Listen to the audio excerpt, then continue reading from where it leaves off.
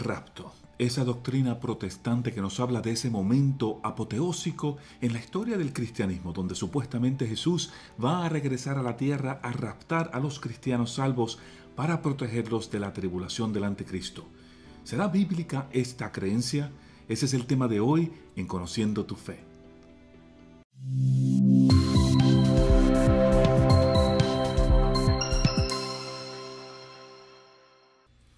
Hola amigos, te habla Andy Colón, profesor de Apologética Católica en la Diócesis de Arlington y doctor en Jurisprudencia en los Estados Unidos. Bienvenidos a mi programa Conociendo tu Fe, donde exploramos temas de espiritualidad, moralidad y teología para crecer en conocimiento, fe y en gracia, con la esperanza de amar las riquezas de nuestra fe católica cada día más. Antes de continuar, me gustaría que te suscribieras a este canal, que le dieras like al video y lo compartieras con tus amigos. Nuestro deseo es llegar al mayor número de personas y solo tú nos puedes ayudar. Mientras más likes tenga este video, más YouTube lo va a promocionar. De antemano, gracias por apoyarme y por apoyar este canal de formación católica. Entonces hablemos de el rapto. ¿Qué es el rapto? En latín la palabra rapto significa arrebatados, el ser arrebatados. El rapto es una creencia de algunos protestantes sobre un supuesto momento en el final de la historia humana donde Dios va a llevarse, a arrebatar, a raptar a todos los verdaderos creyentes cristianos en un momento dado para protegerlos de una gran tribulación por parte del anticristo. Según los que creen en el rapto, cuando esto ocurra, en el mundo habrá una misteriosa desaparición de personas. Carros conducidos por cristianos que han sido raptados se quedarán repentinamente sin conductores y chocarán el uno con el otro. Aviones enteros caerán desplomados en la tierra cuando los pilotos rescatados por Dios desaparezcan. El mundo entero, según ellos, entrará en un estado de caos total. ¿Por qué? Porque los creyentes del rapto creen que las personas van a desaparecer repentinamente. Usted de repente los deja de ver y de repente va a ocurrir todos estos desastres y accidentes en el mundo. ¿Les parece un invento?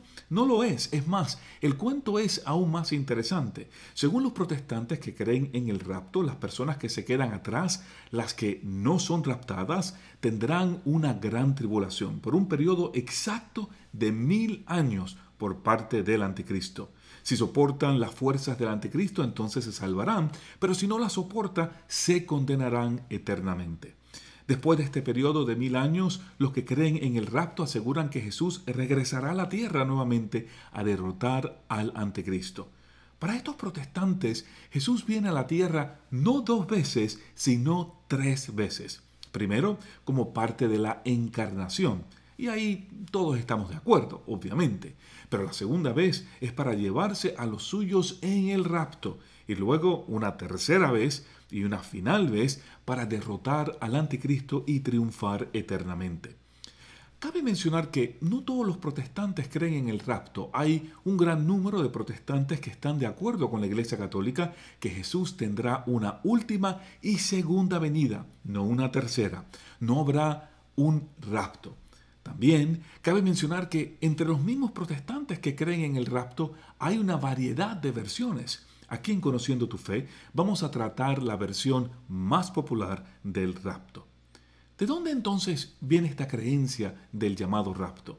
La creencia del rapto ganó gran popularidad en los Estados Unidos como parte de un movimiento religioso fundamentalista protestante conocido como el dispensacionalismo.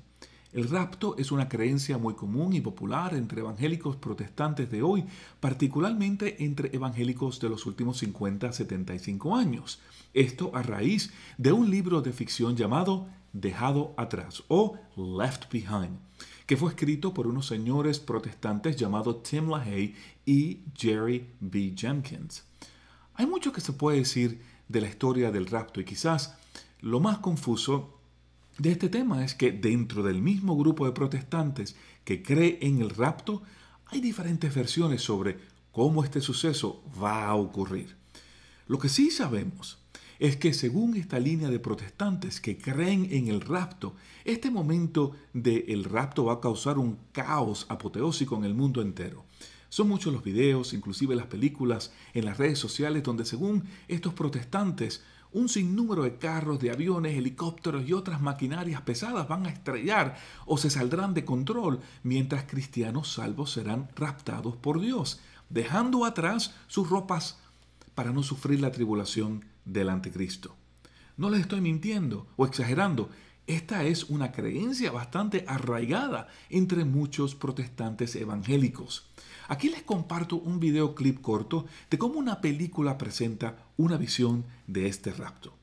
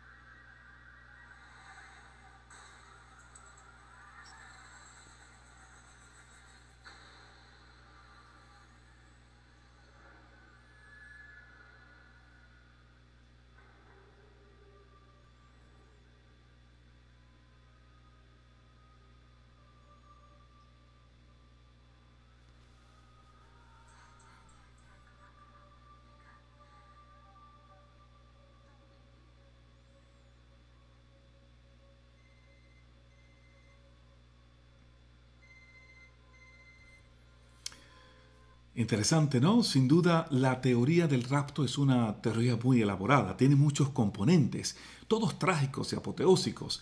Hay mucho que se puede decir de esta doctrina protestante, pero quiero resaltar tres cosas principalmente antes de entrar en un estudio más profundo sobre esta creencia protestante. Primero, quiero resaltar la contradicción obvia y contundente que existe entre los protestantes que creen en el rapto y a la misma vez creen que la Biblia es la única fuente de revelación cristiana.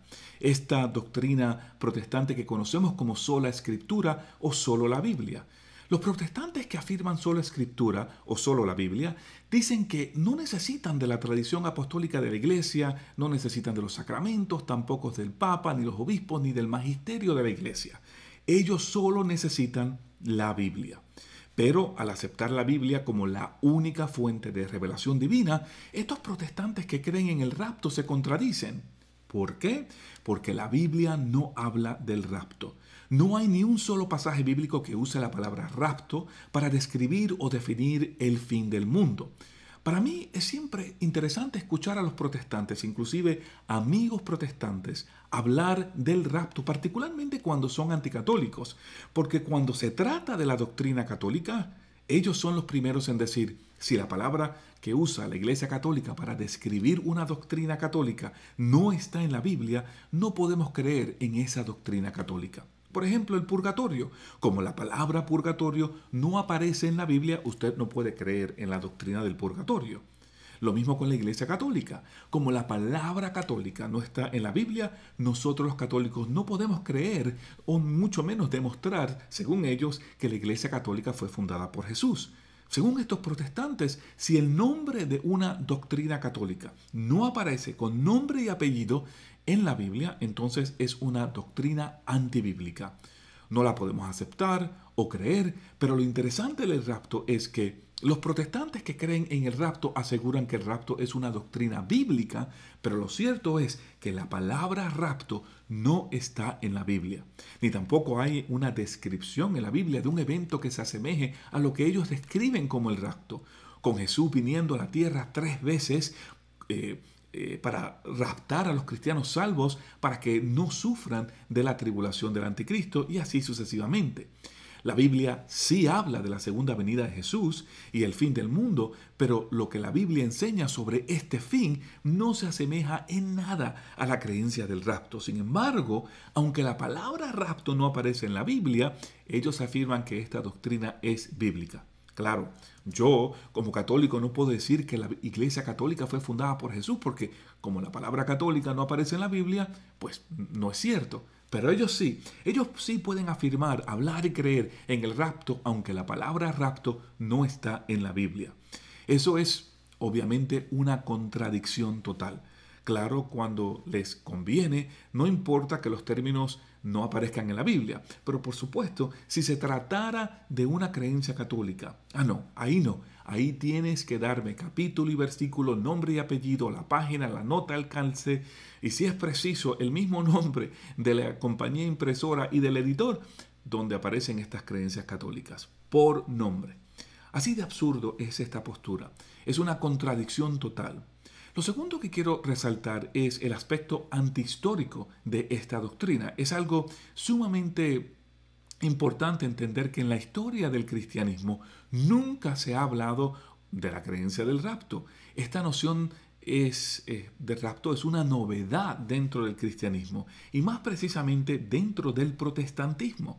Como ya dije anteriormente, la palabra rapto no aparece en la Biblia. Jesús nunca habló del fin del mundo desde una perspectiva del rapto. Los apóstoles nunca predicaron el rapto. Los cristianos del primer siglo, aún en los escritos apócrifos, estos escritos que la Iglesia Católica rechazó como libros no inspirados durante el Concilio de Roma en el año 382, durante el papado de San Dámaso, que fue el concilio que determinó, entre otras cosas, los libros que formarían parte del Nuevo Testamento.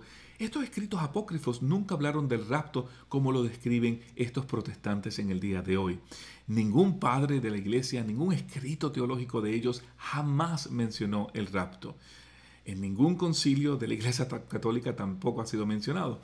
Pero lo más interesante aún es la evidencia clara y contundente que los mismos padres del protestantismo como Lutero, Calvino, Zwinglio nunca predicaron el rapto. Obviamente esto es una ideología nueva de los últimos 200 años con un gran empuje en los últimos 50, 75 años, particularmente aquí en los Estados Unidos. Aquí les va el tercer punto. Y si eres católico, presta atención. Esta doctrina es plena y completamente anticatólica.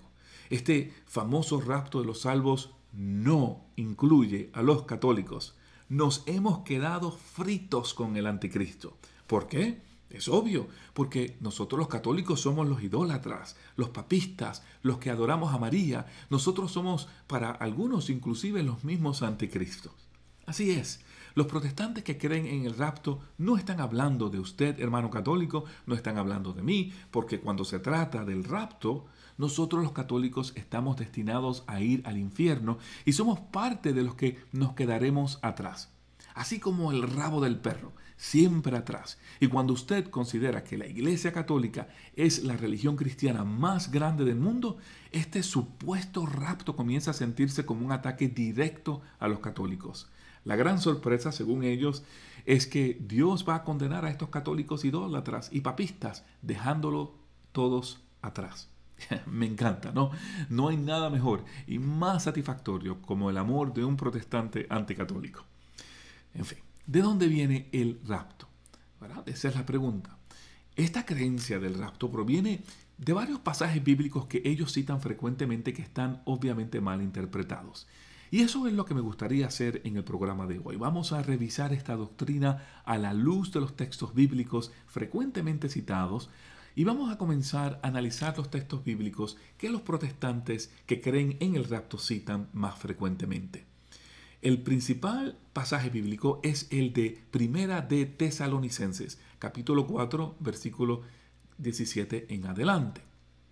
Vamos a leer este pasaje con cuidado. Este pasaje nos dice: les damos como palabra del Señor nosotros, los que ahora vivimos, si todavía estamos con vida cuando venga el Señor. No tenemos ventajas sobre los que ya han muerto cuando se dé la señal por la voz del arcángel y la trompeta divina. El mismo Señor bajará del cielo y primero resucitarán los que murieron en Cristo, después nosotros los vivos. ¿Ah? Y después dice, los que todavía estemos nos reuniremos con ellos llevado en las nubes al encuentro del Señor allá arriba y estaremos con el Señor para siempre. Vamos a analizar este pasaje de varias maneras para captar el error del rapto. Primero que nada, este texto no tiene nada que ver con un rapto. Como dije anteriormente, la palabra rapto no es parte de este texto, pero los protestantes lo interpretan como un rapto. Recordemos, la creencia del rapto asegura que hay 3 venidas de Cristo. La primera es cuando Cristo nació. Ahí todos estamos de acuerdo, pero donde no estamos en acuerdo es que estos protestantes que creen en el rapto creen que Jesús vendrá 2 veces más. La segunda es cuando ocurre el rapto y la tercera es cuando Jesús regresa a derrotar al anticristo. 3 venidas de Jesús. ¿Cuántas veces los católicos profesamos en la Santa Misa que Jesús vendrá a la tierra? ¿3? No. 2 veces. La creencia de que Jesús vendrá una segunda y final vez es una de las creencias cristianas más contundentes y establecidas y fundamentales del cristianismo.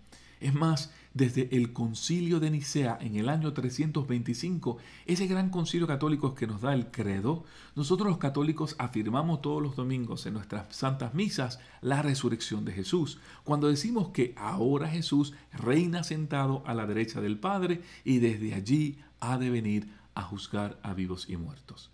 Y este texto de Tesalonicenses lo que establece es la segunda venida de Jesús.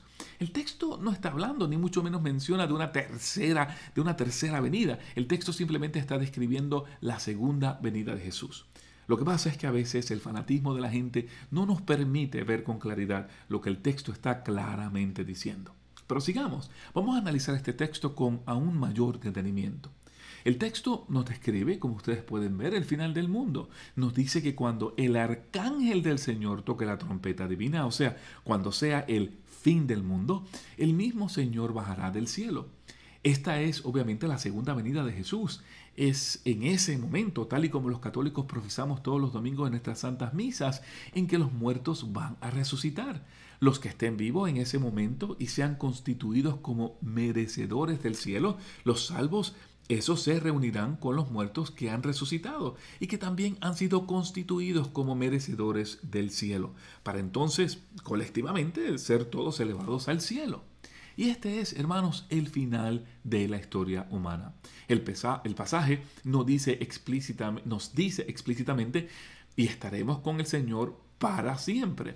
El texto no habla de una tercera venida, no dice que Jesús va a regresar otra vez más. Todo lo contrario, ahí nos dice que a partir de ese momento viviremos con el Señor para siempre. En otras palabras, los que son salvos van a morar con el Señor en el cielo por siempre. El texto no dice que el Señor va a regresar una vez más, una tercera vez más, después de un periodo de tribulación que durará 1000 años para derrotar al anticristo y luego llevarse a los que quedaron atrás luego de ese periodo de la tribulación.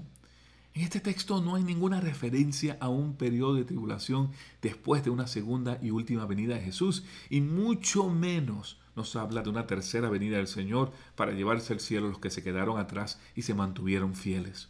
El texto tampoco habla de que personas van a ser arrebatadas. Cuando hay un rapto, seamos honestos, hay una situación donde a usted lo toman por fuerza y desprevenidamente. El texto no habla de un rapto, ni mucho menos de un secuestro. Aun si usted interpretara lo que el texto dice como un arrebatamiento es algo completamente diferente a un rapto.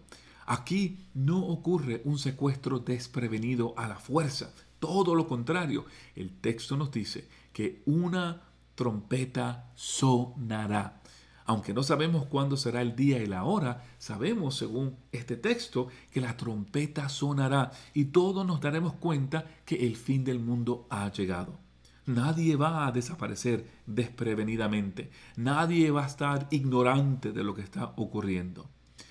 Según los que creen en el rapto, Jesús se llevará a algunas personas y dejará a otras atrás para que pasen por una tribulación por parte del anticristo. Si soportan la tribulación, se salvarán; si no la soportan, se condenarán. La pregunta que nos tenemos que hacer es: ¿y quiénes son estas personas que se quedaron atrás? ¿Personas a las que se le dará una segunda oportunidad para salvarse? La doctrina cristiana que hemos recibido por parte de Jesús y los apóstoles nunca ha reconocido o enseñado que los cristianos tendrán una segunda o tercera oportunidad de salvación. A usted se le da una sola vida y con esa vida usted alcanzará o perderá la salvación. Es así de sencillo. Este pasaje se refiere al fin del mundo y no está hablando de una venida secreta donde la gente va a desaparecer de la nada misteriosamente. Y mucho menos sugiere que las personas que se queden atrás tendrán una segunda oportunidad de salvación si perseveran en contra del anticristo. Hermanos, basta ya de cosas absurdas. La verdad es que Cristo vino una sola vez en su encarnación en el vientre de su madre, la Virgen María, y solamente falta una última y segunda venida de Jesús. Esta venida marcará el fin del mundo. Ese día Cristo reunirá a todos, a los que estén vivos para ese tiempo y también a los muertos, los cuales resucitarán. Después de ese evento, este mundo ya no existirá. Otra problemática con esta creencia del rapto es que asegura que los que no son salvos no se darán cuenta que el rapto está ocurriendo. Pero esto es todo inconsistente con lo que la Biblia nos dice sobre el fin del mundo. Por ejemplo, en Apocalipsis, capítulo 1, versículo 7, se nos dicen: miren, viene entre nubes, lo verán todos, incluso los que lo traspasaron, y llorarán por su muerte todas las naciones de la tierra. Sí, así será, dice el Señor Dios, aquel que es, que era y que ha de venir, el Todopoderoso. Este fin del mundo que describe San Juan en el libro de Apocalipsis es uno en el que todos, inclusive los que traspasaron a Jesús, lo verán venir a la tierra. Entonces, si los que traspasaron a Jesús lo van a venir a la tierra, se supone que ellos tienen que resucitar primero antes que Jesús regrese. Jesús no puede regresar y luego ellos resucitan. No, ellos resucitan y ven como testigos de la gloria de Jesús cómo Él regresa a la tierra. Y esto también lo vemos en otros pasajes bíblicos. Mateo 16, 27. Sepan que el Hijo del Hombre vendrá con la gloria de su Padre, rodeado de sus ángeles, y entonces recompensará a cada uno según su conducta. También lo vemos en Marcos capítulo 13, versículo 26. Y verán venir al Hijo del Hombre en medio de las nubes con gran poder y gloria.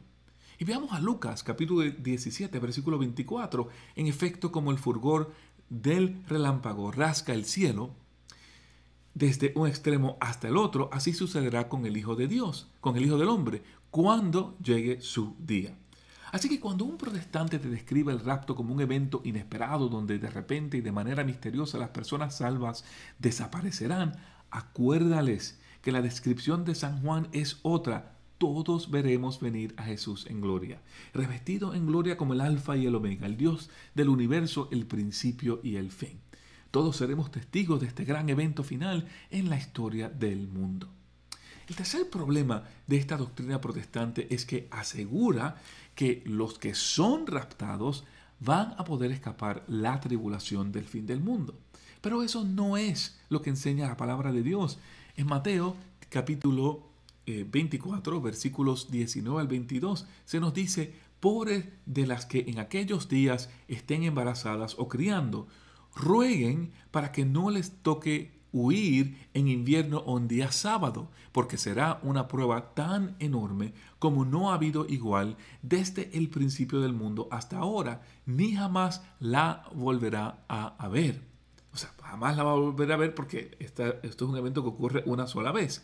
Y si ese tiempo no fuera acortado, nadie saldría con vida. Pero Dios lo acortará en consideración a sus elegidos. Esto significa que los elegidos o el pueblo de Dios todavía tienen que estar en la tierra cuando se produce la tribulación. Precisamente nos dice el texto que es por esa consideración a nuestros sufrimientos que Dios acortará el tiempo de la tribulación. Pero Todos vamos a experimentar la tribulación. La Biblia no habla nada de personas que van a estar exentas de esa tribulación. Todo lo contrario, esa falsa evasión del sufrimiento es quizás uno de los puntos más problemáticos con la doctrina protestante. Los que creen en el rapto piensan que solo los malos van a sufrir ese tiempo de persecución.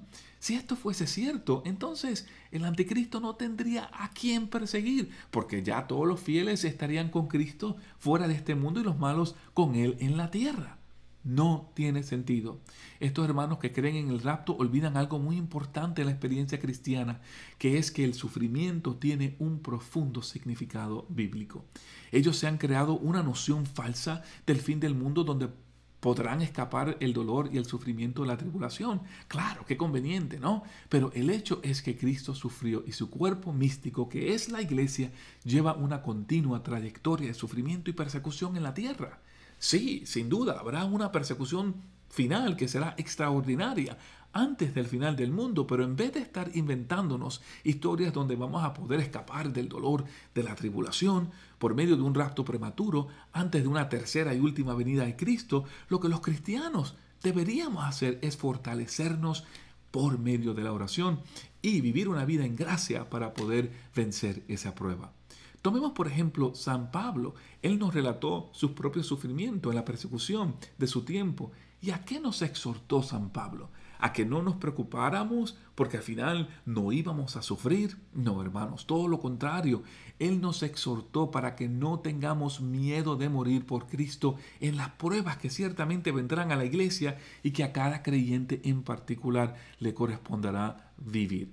Por eso es que San Pablo enseña en 1 de Tesalonicenses capítulo 4 versículos 15 al 17 que nosotros los creyentes que sobrevivimos la persecución del anticristo y que estemos vivos cuando Cristo venga, no vamos a tener ventaja sobre los que hayan muerto anteriormente. Ambos grupos se van a reunir con Cristo para siempre. Pasaje bíblico tras pasaje bíblico vemos cómo San Pablo nos habla de la persecución, de las pruebas por las que todos pasaremos. Sin embargo, San Pablo nos invita a perseverar, a ser pacientes. Vamos a leer estos otros pasajes bíblicos para darnos cuenta sobre este punto que estoy tratando de establecer. Primero, leamos Romanos 5, versículos 3 al 4. Dice, incluso no nos acordábamos en las tribulaciones, sabiendo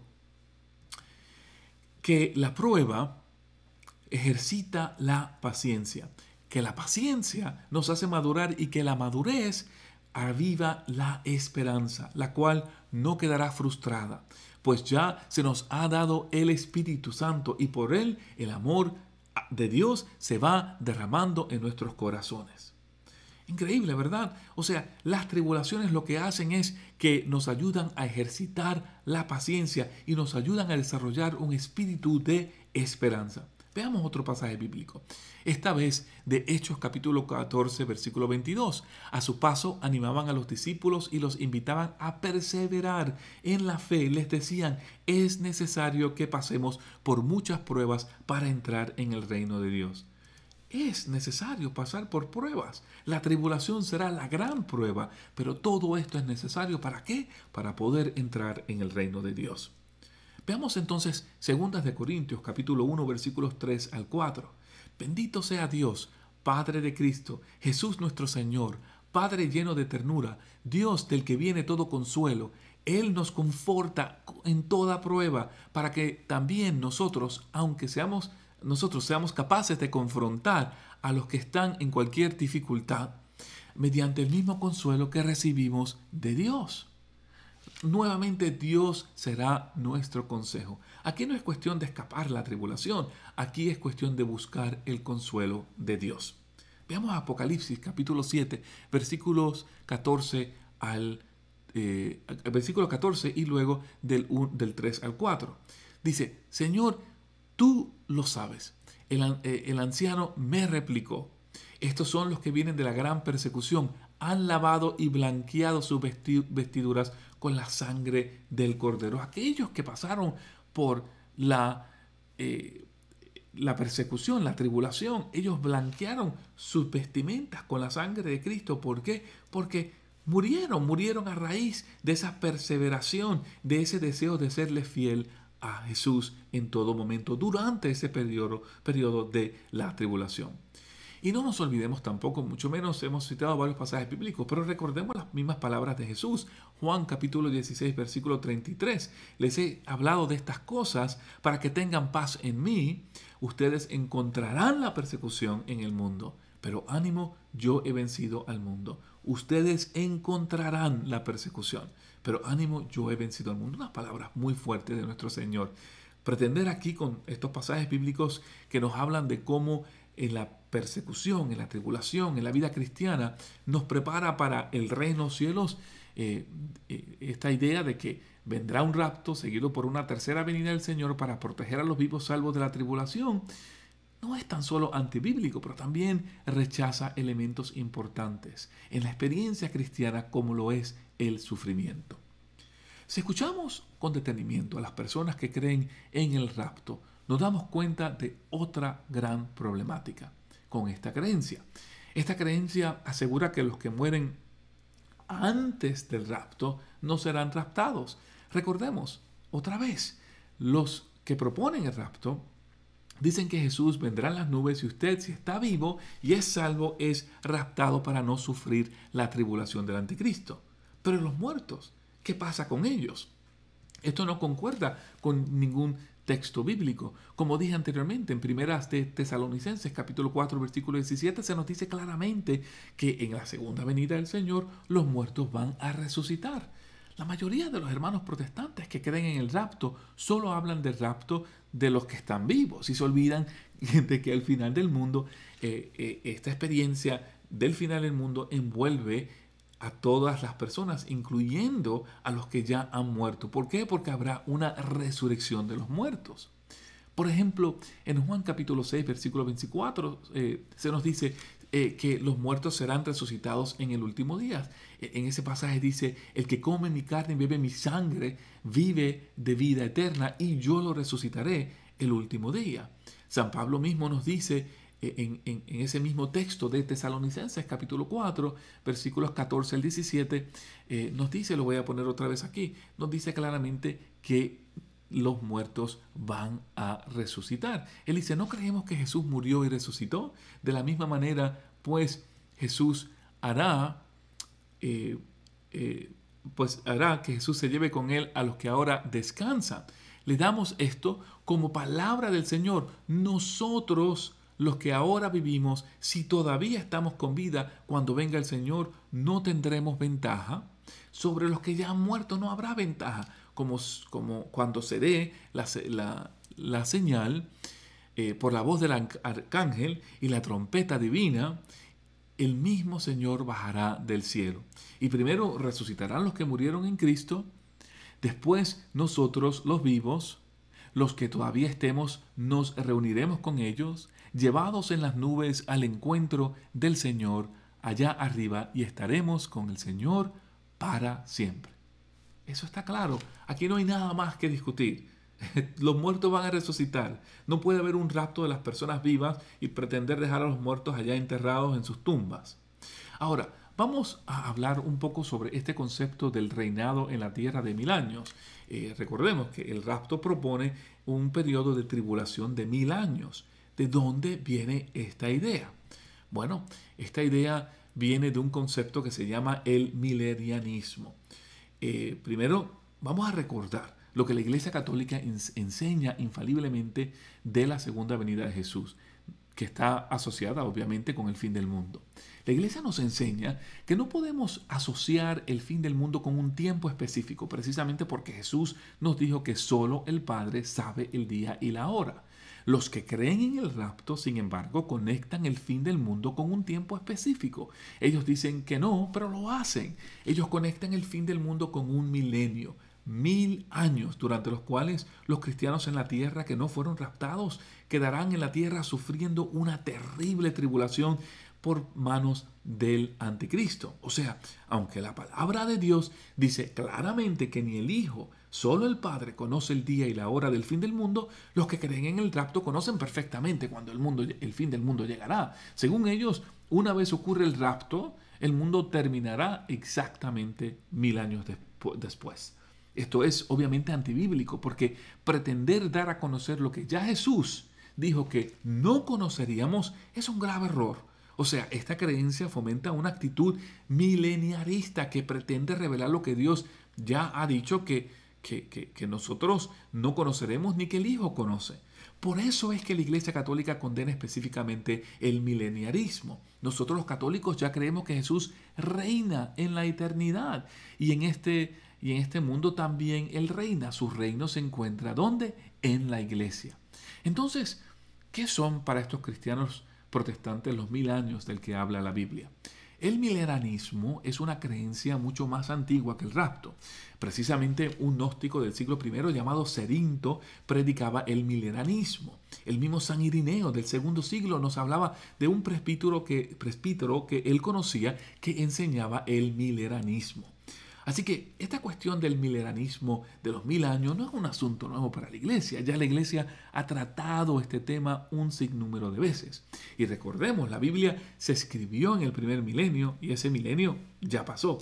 Pero ahora, en este segundo milenio, lo que estamos viendo es un grupo de protestantes que vuelven a arraigarse a esta idea de los 1000 años. Ellos son fundamentalmente milenaristas, los que creen en el milenio, en estos 1000 años de la tribulación, están cayendo en la misma herejía, en la misma creencia que la Iglesia ya ha rechazado desde hace mucho tiempo, que es el mileranismo. ¿De qué pasajes bíblicos se basan estos hermanos protestantes para hablar de estos 1000 años? Bueno, se basan primordialmente de Apocalipsis capítulo 20, versículo 4, para exponer su creencia de los 1000 años. ¿Y qué dice este pasaje? Dice, también vi unos tronos y sentados en ellos los que tienen el poder para juzgar. Vi también las almas de aquellos a quienes le cortaron la cabeza por causa de las enseñanzas de Jesús y de la palabra de Dios. Vi a todos los que no habían adorado a la bestia ni a su imagen y no habían recibido su marca en la frente o en la mano. Volvieron a la vida y reinaron 1000 años con el Mesías. Esta es la primera resurrección. El resto de los muertos no volvieron a la vida hasta que se cumplieron los 1000 años. Aquí hay varias cosas que nosotros tenemos que entender que son importantes, sobre todo cuando leemos el libro del Apocalipsis. Primero, tenemos que recordar que el lenguaje bíblico puede ser en ocasiones metafórico y figurado. Precisamente San Pedro nos recuerda, por ejemplo, que 1000 años para Dios son como un día y un día es como 1000 años. Aquí les voy a dar la cita, 2 de Pedro, capítulo 3, versículo 8. No olviden, hermanos, que ante el Señor un día es como 1000 años y 1000 años son como un día. Estos famosos 1000 años del Apocalipsis, capítulo 20, son precisamente la manera hebrea de indicar un largo tiempo indefinido. En este caso es una referencia al tiempo entre la primera y la segunda venida de Jesús. Es una referencia a la era de la iglesia. Antes de ascender al Padre, Jesús funda una iglesia y promete regresar para juzgar a los vivos y a los muertos. En otras palabras, es una referencia a los últimos tiempos en el sentido más amplio e indefinido de la palabra. Cuando San Juan nos comparte una visión impresionante del final del mundo, con muchas imágenes y alegorías, él está tratando de transmitir que Cristo reinará por mucho tiempo. Cuando dice 1000 años, es como si pudiera decir, te lo dije 1 y 1000 veces, cuando realmente lo habremos dicho 4 o 5 veces. ¿Ven? Ese es el sentido de los 1000 años en este pasaje bíblico. Una Biblia mal interpretada puede crear mucha confusión. Ahora, analicemos este texto más profundamente porque es uno de estos textos favoritos de los protestantes mileranistas cuando hablan del rapto. Quiero compartir con ustedes varias cosas. Primero, lo que tenemos que notar es que en este pasaje no se habla de un rapto. Nuevamente, usando el criterio interpretativo bíblico de los protestantes, la palabra rapto no aparece en este texto. Y si los protestantes que creen en el rapto son honestos consigo mismos, según ellos, si una doctrina no aparece en la Biblia con nombre y apellido, se supone que usted no la crea. Entonces, si seguimos su propio criterio interpretativo de la Biblia, el cual es, por cierto, un criterio erróneo, tendríamos que rechazar la doctrina del rapto porque en este pasaje, como en ningún pasaje de la Biblia aparece la palabra rapto o se nos habla de un rapto. Segundo, este pasaje no describe un rapto. Por favor, vamos a leerlo con detenimiento. En este pasaje San Juan nos dice que él vio unos tronos y que las personas que estaban sentadas en el trono tenían el poder de juzgar. Pero no nos dice dónde están estos tronos. Lo que sí sabemos es que cuando San Juan habla de tronos en el libro de Apocalipsis, lo cual lo hace 47 veces en total, todos estos tronos reflejan cosas que suceden en el cielo. Por lo tanto, es lógico suponer que estos tronos de los que San Juan habla no están en la tierra, sino están en el cielo. San Juan también nos habla de almas de los que habían sido decapitados o desgollados. Por lo tanto, si San Juan está viendo almas, lo que está viendo no son seres humanos en el sentido ordinario de la palabra, sino almas de seres humanos que fueron asesinadas por su lealtad a Cristo. Ahora, obviamente, no tienen cuerpo físico porque él vio almas, no vio cuerpos físicos. Por eso es que San Juan describe almas. Lo otro interesante es que los mártires a los que San Juan se refiere específicamente son a mártires que fueron decapitados o degollados. Precisamente no está claro si esta visión incluye a todos los creyentes o solo a ciertos mártires. Probablemente él se esté refiriendo a los mártires decapitados para que nos sirvan de ejemplo a todos los creyentes que sufrieron en este mundo por su fe en Cristo, como San Pablo, que fue decapitado. Pero aquí está el punto clave de este pasaje, que es la parte en donde San Juan nos dice que en su visión los cristianos que no se dejaron seducir por Satanás volvieron a la vida y reinaron 1000 años con el Mesías. Esta es la primera resurrección. Como dije anteriormente, la referencia a 1000 años es para siempre. Estas personas han vivido con el Señor para siempre. Ahora, muchos protestantes que creen en el rapto piensan que esta primera resurrección es la gran prueba del rapto. Pero como decimos con frecuencia, un texto fuera de contexto es un pretexto. Para entender este pasaje, tenemos que seguir leyendo el capítulo 20 de Apocalipsis. Si vamos al versículo 6, vamos a ver donde San Juan nos dice: feliz y santo es el que participa en la primera resurrección. La segunda muerte ya no tiene poder sobre ellos. Serán sacerdotes de Dios y de su Mesías y reinarán con él 1000 años. ¿Qué es entonces la primera resurrección y qué es entonces la segunda muerte? Bueno, hay varias explicaciones teológicas que se pueden ofrecer, pero una interpretación con la que concuerdan muchos teólogos, padres de la iglesia y también santos de la iglesia es que esa primera resurrección es el bautismo. Y para esto quiero compartir con ustedes Colosenses capítulo 2, versículo 12, donde dice: en Cristo recibieron una circuncisión no humana, no quirúrgica, que los despojó enteramente del cuerpo carnal. Esta circuncisión de Cristo es el bautismo en el cual fueron sepultados con Cristo y en él fueron luego resucitados por haber creído en el poder de Dios que los resucitó de entre los muertos. ¿Ven, hermanos? Aquí nos dice que en el bautismo nosotros morimos con Jesús y resucitamos en Jesús. Vamos a ver otro pasaje, Romanos capítulo 6, versículos 3 al 4. Por este bautismo en su muerte fuimos sepultados con Cristo, y así como Cristo fue resucitado de entre los muertos por la gloria del Padre, así también nosotros empezamos una vida nueva. Si la comunión en su muerte nos injertó en él, también compartiremos su resurrección. El bautismo nos permite morir y resucitar en Cristo. Entonces, en este pasaje no se está hablando de una segunda y tercera venida del Señor. Como dije anteriormente, aquí no se describe un rapto o arrebatamiento, sino más bien se describe la gloriosa resurrección de la que todos primero vamos a experimentar en el bautismo y luego experimentaremos con la segunda venida del Señor. Ahora, teológicamente hay otra explicación, quizás la más popular y aceptada, que también excluye la posibilidad del rapto. Y es que esa primera resurrección se refiere a las almas de los seres humanos sentados en tronos que están vivos. En otras palabras, aquellos que murieron físicamente en la tierra, pero están vivos con Dios en el cielo. Cuando uno muere, no se queda en el espacio flotando. San Pablo nos dice en Hebreos 9:27, así como los hombres mueren una sola vez y después viene para ellos el juicio. Usted muere y luego viene el juicio. Entonces su primera resurrección, que es la resurrección,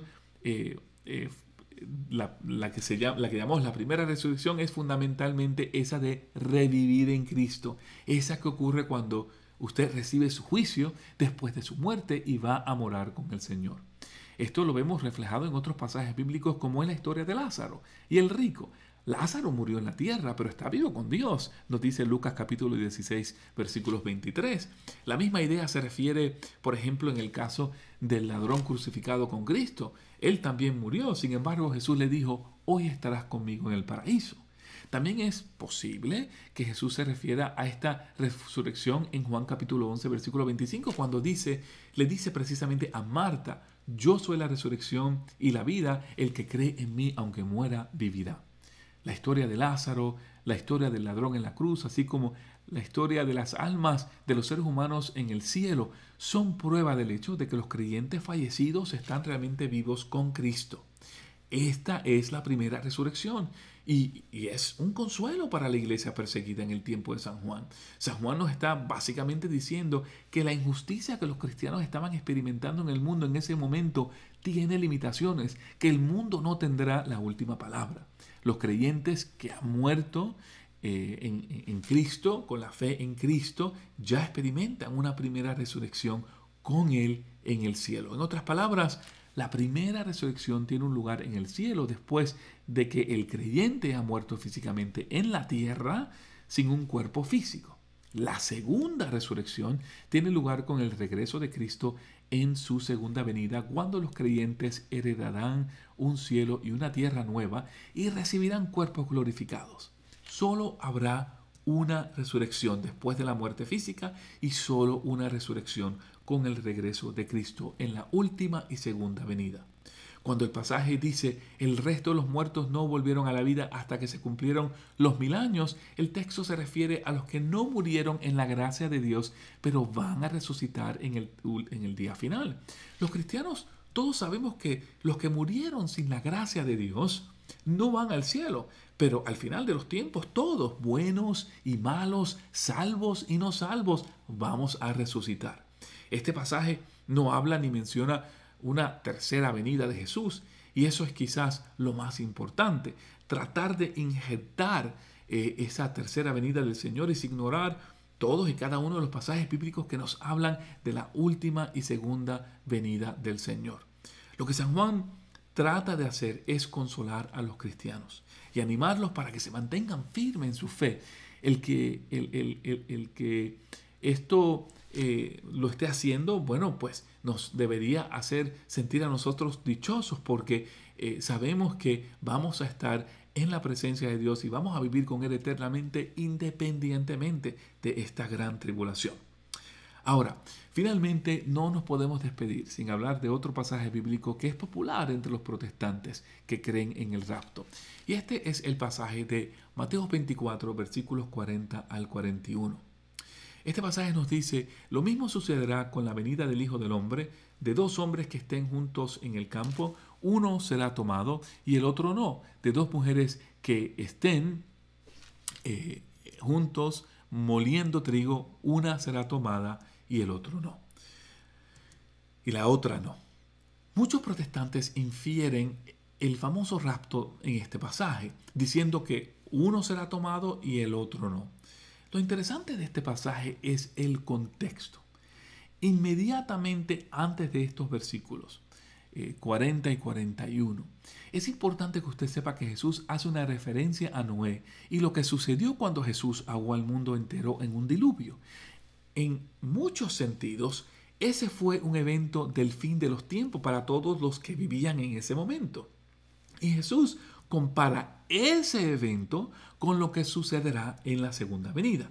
Él dice en el versículo 37 al 39, lo voy a compartir aquí, dice, la venida del Hijo del Hombre recordará los tiempos de Noé, Unos pocos días antes del diluvio, la gente seguirá comiendo y bebiendo y se casaban hombres y mujeres hasta el día que Noé entró en el arca. No se dieron cuenta de nada hasta que vino el diluvio y se los llevó a todos. Estas palabras de Jesús proporcionan el contexto de las palabras de Jesús cuando dice uno será tomado y el otro será dejado. Esto significa que así como los malvados en el tiempo de Noé fueron barridos por el diluvio, otros, como la familia de Noé, se salvaron. Para los que murieron durante el diluvio, este fue su fin. No quedaron atrás para luego tener una segunda oportunidad de salvación. No, este fue el fin de su historia en la tierra. Murieron y ya no regresaron a la vida otra vez. Esto significa que cuando Jesús venga, algunos se salvarán y otros no. Este es el efecto del juicio general, que la iglesia nos dice que todos los hombres vamos a experimentar cuando el Hijo de Dios, Jesús, finalmente regrese. Al igual que con cualquier otro pasaje bíblico, es siempre importante utilizar el contexto del pasaje bíblico que se está leyendo para leerlo con cuidado. Hermanos, ¿qué enseña la Iglesia Católica sobre el rapto? Recordemos Mateo capítulo 24, versículo 36, que es un pasaje que la Iglesia Católica frecuentemente cita cuando habla sobre el fin del mundo. Ese pasaje nos dice, pero de ese día y hora nadie sabe, ni siquiera los ángeles del cielo, ni el Hijo, sino el Padre solo. También Mateo 24, 42 nos dice, por tanto, estad alerta, porque no sabéis qué día vendrá vuestro Señor. Entonces, ¿podemos conocer el futuro o no? ¿Podemos saber cuándo el mundo va a terminar? Bueno, Jesús obviamente nos está diciendo que no podemos. ¿Va a suceder este rapto? Obviamente no. El rapto es una doctrina falsa. Cristo no vendrá 3 veces, solo 2. Y vino una vez. Y la segunda vez será su última y gran venida final, que va a ser un evento de una sola vez en el último día de nuestra existencia terrenal, después que los muertos hayan resucitado, y será un evento que será visto y presenciado por todos. Sobre este tema, el Catecismo de la Iglesia Católica dice lo siguiente, y quiero compartirles una sección de ese catecismo, pero recordándoles que no es la única sección. Hay muchas otras secciones que hablan del fin del mundo y los invito a que lean estas secciones. Para la sección 675 nos dice, antes del advenimiento de Cristo, la Iglesia deberá pasar por una prueba final que sacudirá la fe de numerosos creyentes. La persecución que acompaña a su peregrinación sobre la tierra desvelará el misterio de iniquidad bajo la forma de una impostura religiosa que proporcionará a los hombres una solución aparente a sus problemas mediante el precio de la apostasía de la verdad. La impostura religiosa suprema es la del anticristo, es decir, la de un pseudo-mesianismo, en que el hombre se glorifica a sí mismo colocándose en el lugar de Dios y de su Mesías venido en la carne. Ven, hermanos, con esto podemos ver que la Iglesia Católica no nos habla del rapto, sino que nos invita a imitar a Jesús, quien es el único camino a la salvación. Aquel cristiano que quiera llegar al Padre debe tomar ese camino a Él. Nadie, absolutamente nadie, podrá lograrlo si no es mediante ese seguimiento de Cristo. Esto implica un compromiso real y veraz con el Evangelio, tomar nuestra cruz y seguir los pasos de Jesús, hacer como Él hizo y cumplir con lo que nos mandó a cumplir. Y al final de los tiempos seremos juzgados por lo que hicimos bien, por lo que hicimos mal, pero sobre todo seremos juzgados por nuestra obediencia a Dios en todas las cosas. Así que espero que esta conversación te haya servido de algo, espero que te ayude. No te retires porque tengo un mensaje final ya con este tema del rapto.